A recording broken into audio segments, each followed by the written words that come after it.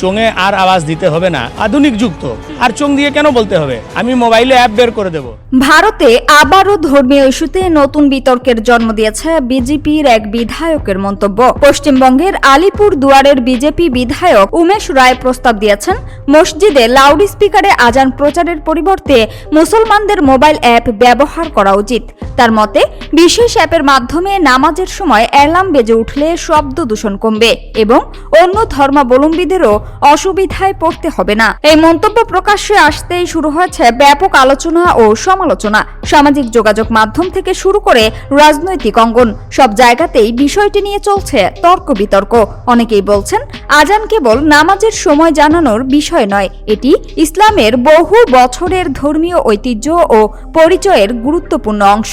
তাই এটিকে শুধুমাত্র একটি মোবাইল নোটিফিকেশনের সঙ্গে তুলনা করা ঠিক নয়।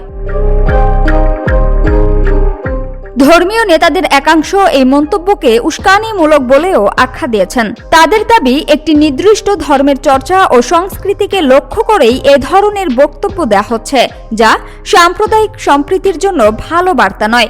অন্যদিকে বিজেপির কিছু সমর্থক বলছেন, আধুনিক প্রযুক্তির ব্যবহার করলে পরিবেশ ও সাধারণ মানুষের স্বস্তি দুটোই নিশ্চিত করা সম্ভব।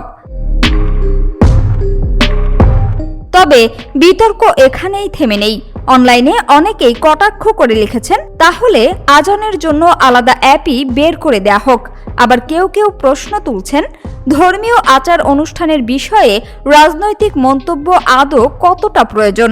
সব মিলিয়ে লাউড স্পিকারে আজান বন্ধ করে অ্যাপ ব্যবহারের এই প্রস্তাব এখন নতুন করে রাজনৈতিক ও ধর্মীয় উত্তেজনার কেন্দ্রবিন্দুতে পরিণত হয়েছে। সামিয়া সুলতানা, ঢাকা ওয়াচ।